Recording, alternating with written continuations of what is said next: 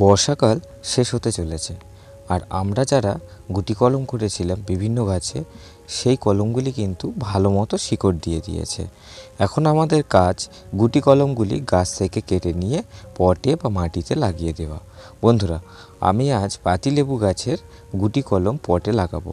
আপনারা এই পদ্ধতিতে সমস্ত গাছের গুটি কলম পটিং করতে পারবেন। ভিডিওটি শেষ পর্যন্ত দেখতে থাকুন।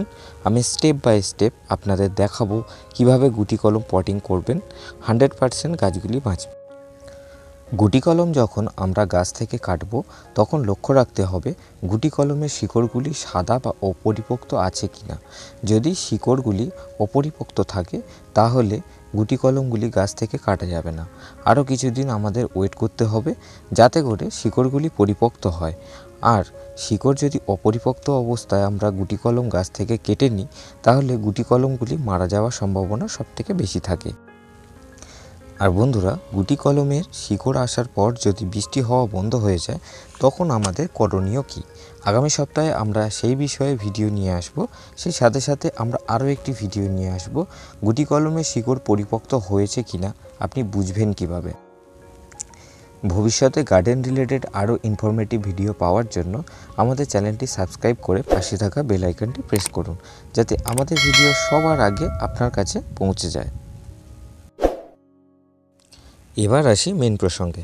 এই যে গুটি কলমগুলি আপনারা দেখতে পাচ্ছেন, আমরা এই গুটি কলমগুলি বেঁধেছিলাম কিছুদিন আগে।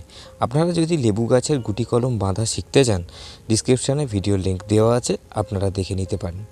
আমি এখন এই গুটি কলমগুলি 2 ইঞ্চি পলিব্যাগে সেট করব। 2 ইঞ্চি পলিব্যাগে আমরা কেন সেট করছি তার কারণও ভিডিও শেষে আপনাদেরকে বলবো। গুটি কলম বসানোর জন্য আমরা নার্সারিতে যে মিডিয়া ব্যবহার করি তাতে 70% সাদা বালু আর 30% গার্ডেন সয়েল একসঙ্গে মিক্স করে নেওয়া হয়। এখানে যে মিডিয়াটি দেখতে পাচ্ছেন, আমরা এই মিডিয়াটি প্রায় 2 মাসের আগে মিশ্র সার দিয়ে মিক্স করে রেখেছিলাম।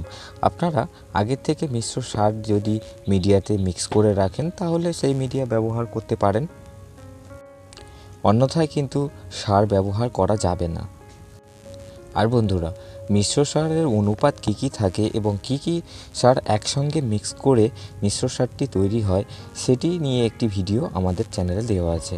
আপনি যদি মিশ্র সার তৈরি করতে চান তাহলে ডিসক্রিপশানে লিঙ্ক দেওয়া আছে, আপনি সেখানে গিয়ে ভিডিওটি দেখে নিতে পারেন। 2 ইঞ্চি ব্যাগে আমরা যখন গুটি কলম সেট করব তখন পলি ব্যাগের নিচে কিছুটা মাটি দিয়ে দেব। তারপর কলমটি বসিয়ে ভালো করে মাটি দিয়ে চেপে দেব। আপনারা ভালো করে লক্ষ্য করে দেখুন, আমরা মাটিটি চাপছি কিন্তু খুব বেশি চাপ গুটি কলমের যে গুটি আছে তার উপর কিন্তু পড়ছে না। এখানে যদি গুটি কলমের গুটি যদি ভেঙে যায় তাহলে কিন্তু গুটি কলমটি মারা যাওয়ার চান্স অনেক বেশি থাকে। এই জায়গাটি একটু ভালো করে লক্ষ্য করুন। এইভাবে প্যাকেটের মধ্যে আপনারা চারাগুলি লাগিয়ে দেবেন। আপনারা ভুলেও টবের মধ্যে লাগাতে যাবেন না, বিশেষ করে বড় টবে তো লাগানোই যাবে না, আর বড় গ্রো ব্যাগেও লাগাতে যাবেন না গাছগুলি। এই দেখুন বন্ধুরা, আমরা 15-20 দিন আগে এই মুসুম্বি চারাগুলি 2 ইঞ্চি প্যাকেটে সেট করেছিলাম। খুব সুন্দরভাবে সেট হয়ে গিয়েছে। দেখুন, এর রুটও বাইরে চলে এসছে।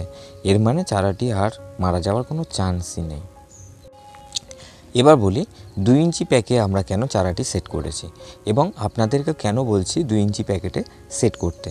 বন্ধুরা, আমরা যদি বড় প্যাকেটে বা টবের মধ্যে চারাটি যদি সেট করি তাহলে মাটি অনেক বেশি পরিমাণ লাগবে। এর ফলে মাটির জল ধারণ ক্ষমতা অনেক বেশি থাকবে, যার ফলে অনেক দিন পর্যন্ত মাটি ভিজা থাকবে এবং রুট ড্যামেজ হয়ে যাওয়ার চান্স কিন্তু তখন অনেকটাই বেড়ে যাবে। আর যেহেতু আমাদের মিডিয়া 70% বালু, তাই বেশি পরিমাণ বালু যদি আমাদের গাছে ব্যবহার করি তাহলে গাছের গ্রোথ কিন্তু খুব বেশি ভালো পাবেন না। গাছ ফ্যাকাশে কালার হয়ে যাবে কিছুদিন পরে। আর 2 ইঞ্চি প্যাকে বেশি পরিমাণ বালু মিশ্রিত মিডিয়া কিন্তু বেশি ধরবে না।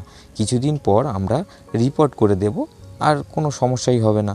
আর মিডিয়াতে বালু ব্যবহার করার কারণ হলো বালুতে সবথেকে দ্রুত গাছ শিকড় দিতে পারে। আর গুটি কলম মারা যাওয়ার সবথেকে বড় কারণ শিকড় দ্রুত বৃদ্ধি না হতে পারা বা শিকড় কোনো রকমভাবে বৃদ্ধি অনেক সময় হয় না। এই কারণে কিন্তু সবথেকে বেশি গুটি কলম মারা যায়। আপনারা এই পদ্ধতিতে গুটি কলমগুলি সেট করলে খুবই ভালো রেজাল্ট পাবেন, তার সাথে ফলের কোয়ালিটিও বেটার পাবেন। বন্ধুরা, এই ছিল আজকের ভিডিওটি শেষ পর্যন্ত দেখার জন্য আপনাকে অসংখ্য